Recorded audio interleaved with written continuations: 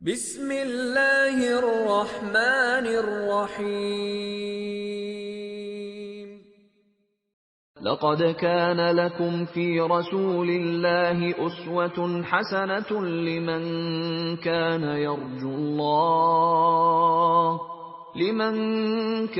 يرجو الله واليوم الآخر وذكر الله كثيرا.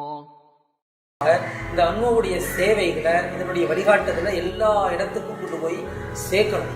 சேர்த்து இந்த மஹல்லாவை ஒரு மஹல்லா, அதுக்கப்புறம் மஹல்லாவுடைய ஒருங்கிணைப்பு, ஊருடைய ஒருங்கிணைப்பு, இப்படி இந்த உம்மத்து ஒரு ஒருங்கிணைப்புல வந்துருச்சு அப்படின்னு சொன்னா நிச்சயமாக வருங்காலத்துல இந்த உம்மத்தை எதிர்க்க யாராலும் முடியாது, இந்த உம்மத்தை வீழ்த்த யாராலும் முடியாது. இதை இன்ஷா அல்லாஹ் எல்லாம் நம்ம செயல்படுத்தணும், அதற்கு நம்ம முயற்சி செய்யணும்.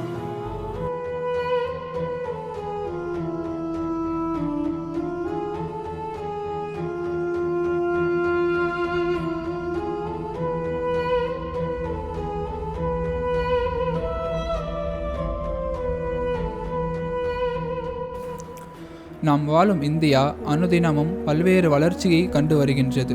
அறிவியல், தொழில்நுட்பம், கல்வி, மருத்துவம், நகர கட்டமைப்பு என வளர்ந்து இருந்தாலும் ஒரு காலத்தில் நாம் பல மாகாணங்களாக, கோத்திரங்களாக, பல அரசுகளாக பிரிந்தே கிடந்தோம். இந்த மாற்றம் திடீரென ஏற்படவில்லை.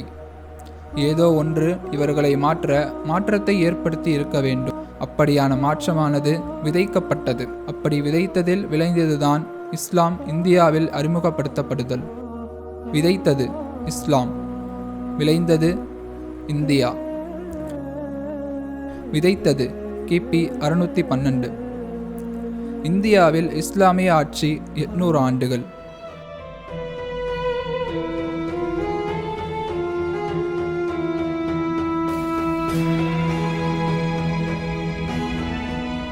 முஸ்லிம்களால் இந்தியா அடைந்த மாற்றங்கள்.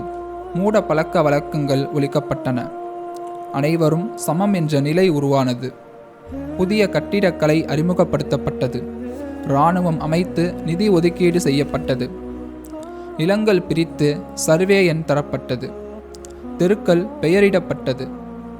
அதிகாரிகள் துறை வாரியாக நியமிக்கப்பட்டனர். பல்கலைக்கழகங்களில் ஆராய்ச்சி படிப்புகள் அறிமுகப்படுத்தப்பட்டன. வீடு தேடி மருத்துவம் என்ற முறை அறிமுகப்படுத்தப்பட்டது. இப்படியான தொலைதூர திட்டங்களை இவர்களிடம் அறிமுகப்படுத்தியது யார்? மக்கள் வளத்தினை பயன்படுத்தும் முறையை இவர்கள் கையாள வித்திட்டவர் யார்? யாருடைய முன்மாதிரி நம் இந்தியாவை மாற்றி அமைத்தது? அவர்கள்தான் நபிகள் நாயகம் ஸல்லல்லாஹு அலைஹி வஸல்லம் அவர்கள்.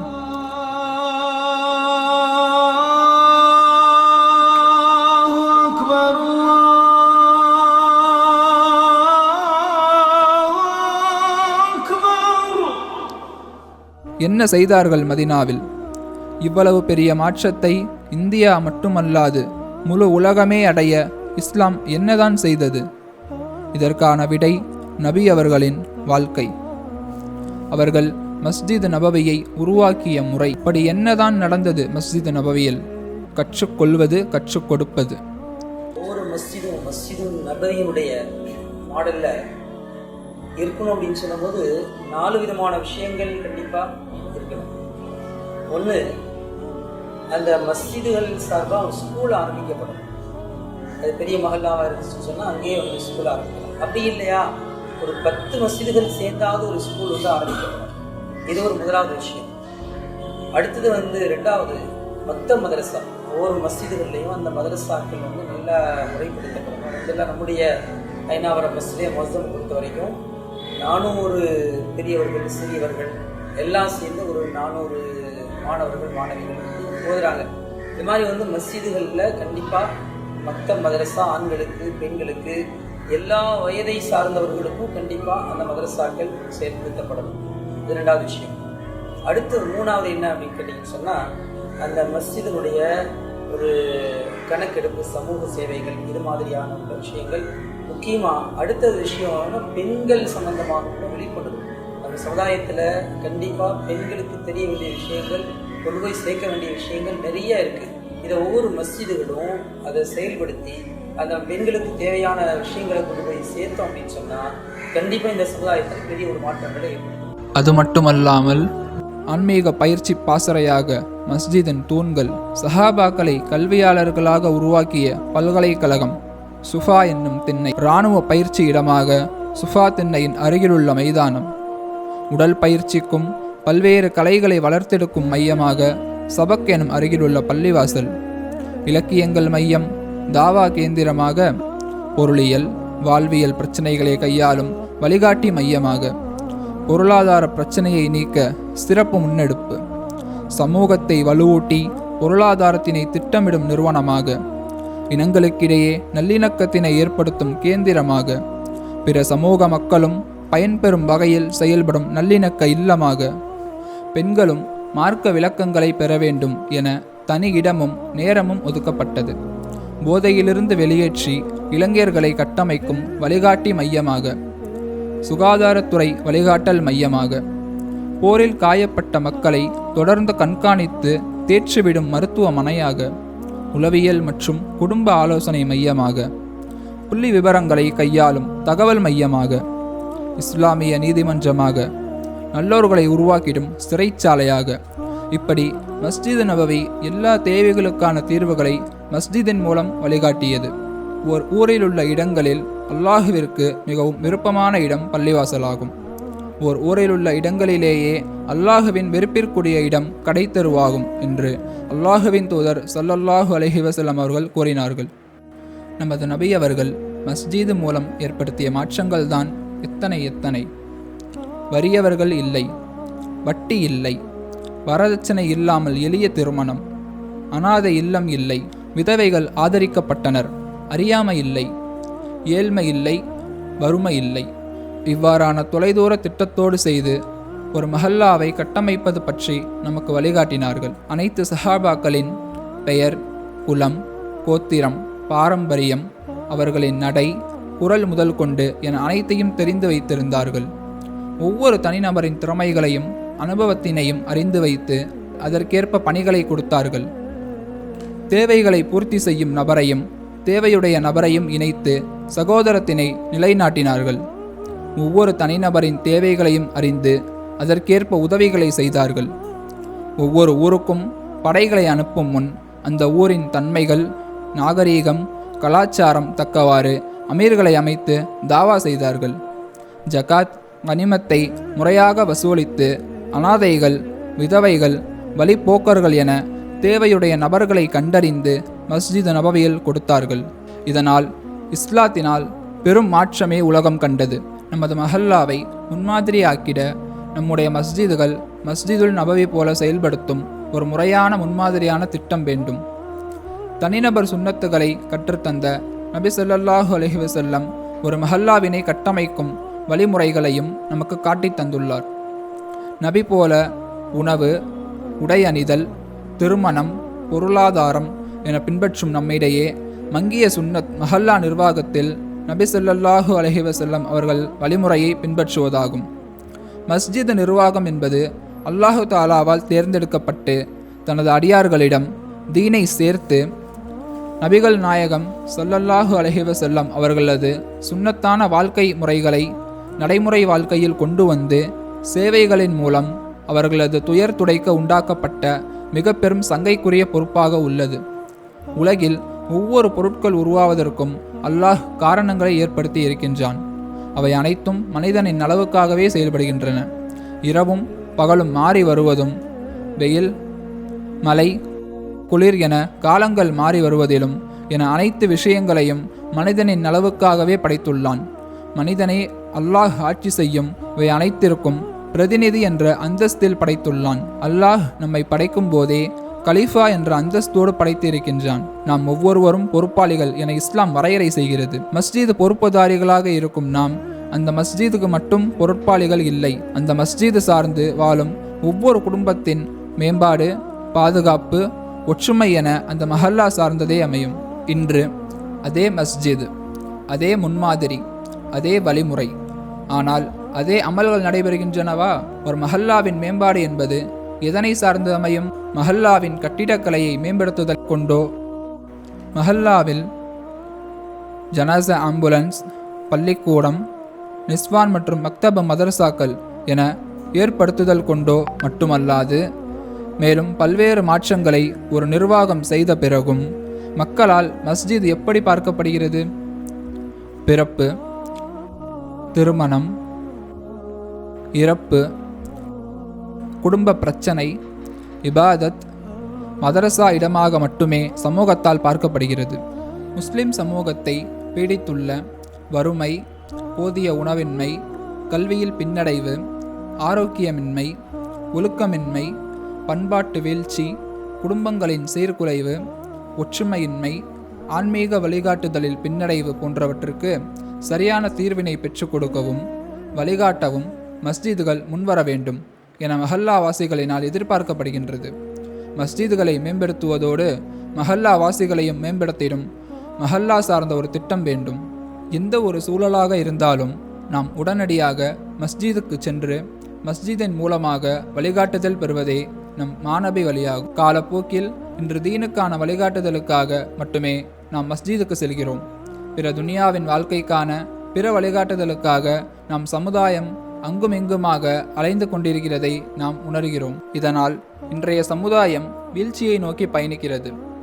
தீனுடைய கல்வி, உலகக் கல்வி, அரசு துறைகள், வேலைவாய்ப்பின்மை, வியாபாரம், மருத்துவம், பெண்கள் நலம், பாதுகாப்பு, ஒற்றுமை, மேம்பாட்டு திட்டங்கள், ஜகாத் கொடுப்பவர்களின் எண்ணிக்கை வருடந்தோறும் உயர்ந்து கொண்டே இருந்தாலும் இஸ்லாமியர்களின் நிலை மேலும் மோசமடைந்து கொண்டேதான் இருக்கிறது.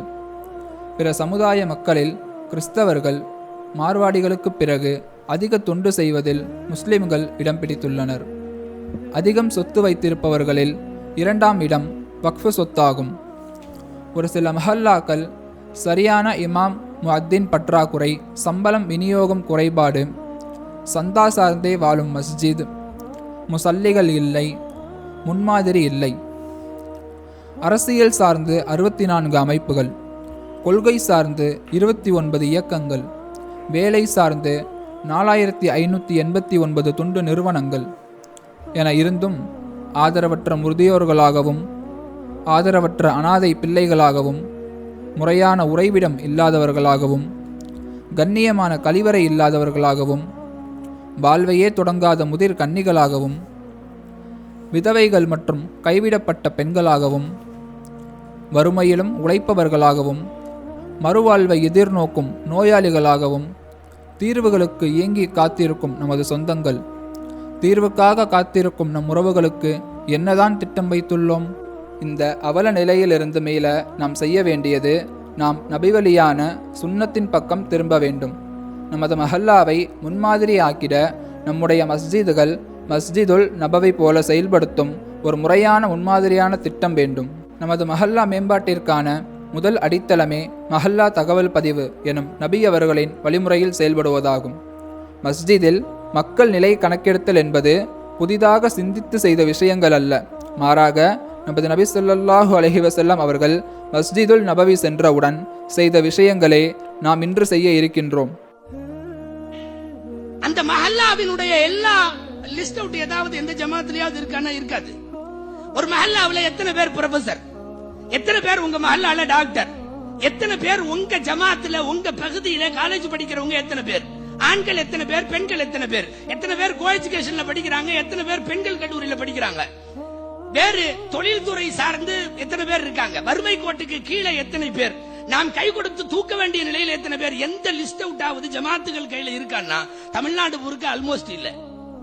இல்ல, அவர் பத்திரிகை கொண்டு வர்றப்பதான் அவர் மஹல்லால் இருக்கிறதே தெரியும். என் பிள்ளை கல்யாணம் பாரு, நீங்க இங்கேயா இருக்கீங்க, சரி சரி கொடுங்க, எப்ப கல்யாணம்? ஒரு ஜமாத்து அவர் முத்தவல்லி கேட்கிறார், அவர் மஹல்லாவில பள்ளிவாசலுக்கு பின்னால குடியிருக்கிறவன கூட தெரியாது.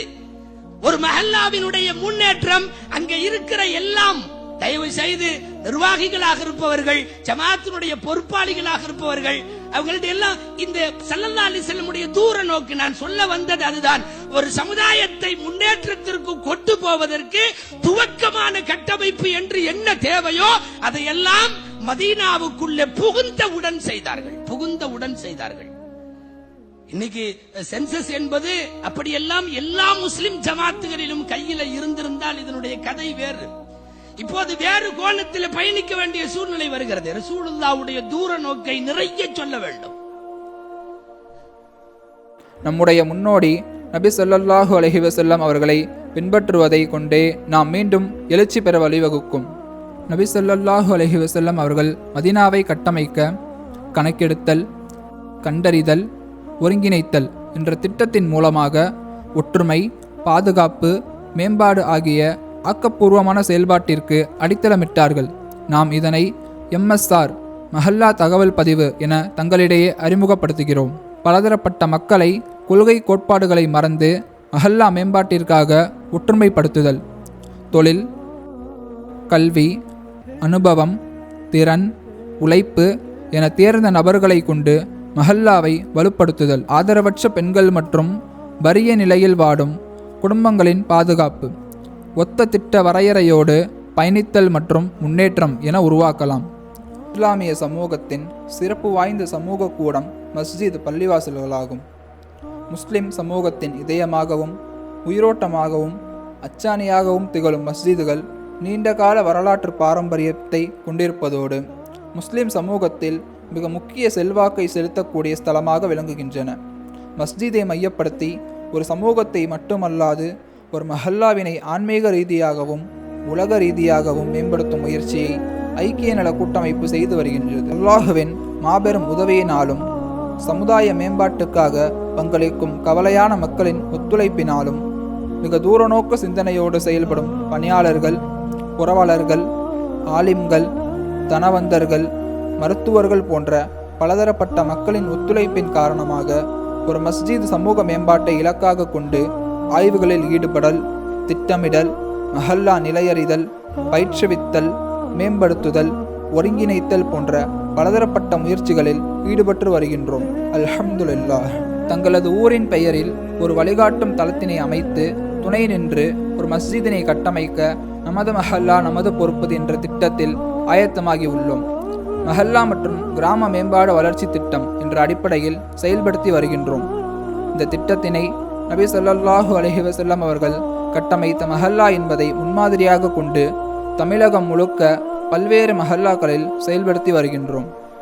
அதன்படி வறுமை ஒழிப்பு, பசியில்லா சமூகம், அனைவருக்கும் கல்வி, அனைவருக்கும் ஆரோக்கியம், நல்ல பணிகள், நிலையான பொருளாதார வளர்ச்சி, பல்வேறு அரசு நலத்திட்டங்கள் போன்ற செயல் திட்டத்தின் மூலமாக நமது மஹல்லாவினை வறுமையில்லா மஹல்லாவாக, அறியாமையில்லா மஹல்லாவாக, வட்டியில்லா மஹல்லாவாக, பசியில்லா மஹல்லாவாக, போதையில்லாத மஹல்லாவாக, நோயில்லா மஹல்லாவாக, வலித்த வரும் இளைஞர்கள் இல்லா மஹல்லாவாக, முன்மாதிரி மஹல்லாவாக, சுகாதாரம் பேணும் மஹல்லாவாக, ஹராமிலிருந்து பாதுகாப்பு பெற்ற மஹல்லாவாக, சகோதரத்துவம் மற்றும் நல்லிணக்கம் பேணும் மஹல்லாவாக உருவாக்கிடவே நமது மஹல்லா நமது பொறுப்பு திட்டமாகும்.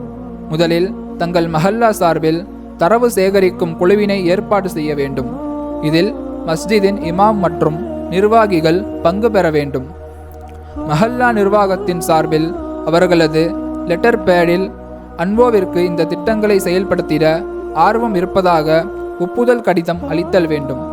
ஒப்புதல் அளித்த பிறகு மஸ்ஜிதின் இமாம் இது சம்பந்தமாக ஓரிரு வாரங்கள் ஜும்மாவில் தொடர் பயான் நிகழ்த்தி ஒரு ஆர்வத்தினை ஏற்படுத்திட வேண்டும். நிர்வாகிகள் இதனை செய்திட மஹல்லா மக்களுக்கு அறிவிப்பு செய்திட வேண்டும்.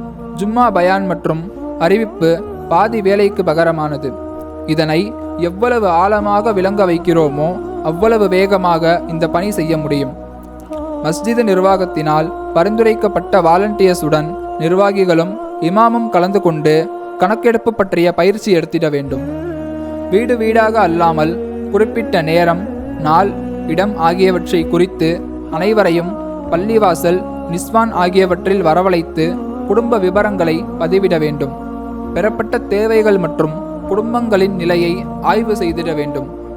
உறுதி செய்யப்பட்ட நபர்களுக்கு தனி அடையாளமிடப்பட்ட அடையாள அட்டையை தர வேண்டும். அன்வோவின் பல்வேறு வழிகாட்டல்களை ஜும்மாவில் அறிவிப்பு செய்தல் மற்றும் அதனை பள்ளிவாசல் நோட்டீஸ் பலகையில் வைத்தல் வேண்டும். தேவைகளுக்கேற்ப கல்வி, மருத்துவம், வேலைவாய்ப்பு, சமூக நலம், அரசு நலத்திட்டம் என குழுக்களை உருவாக்கி திட்டங்களை செயல்படுத்துதல் வேண்டும். ஊரில் உள்ள தொண்டு நிறுவனங்கள் மற்றும் வாலண்டியர்ஸை களத்தில் பயன்படுத்த வேண்டும்.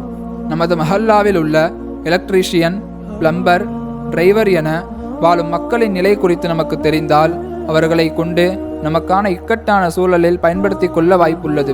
இதுவே நபி வழி. இந்த குடும்பங்களின் தேவையானது பூர்த்தியாகும் நோக்கமே இவர்கள் பள்ளியோடும் நிர்வாகத்தோடும் இணைந்து இணக்கமாக வாழ்ந்து அல்லாஹுவின் பொருத்தத்தோடு வாழ வேண்டும். மேலும் இது போன்ற சமூக நலத்திட்டங்களில் நாம் இணைந்து செயல்பட்டு நம் சமுதாயத்தின் நிலைகளை மேம்படுத்திட எல்லாம் வல்ல அல்லாஹ் கிருபை செய்வானாக. ஆமீன்.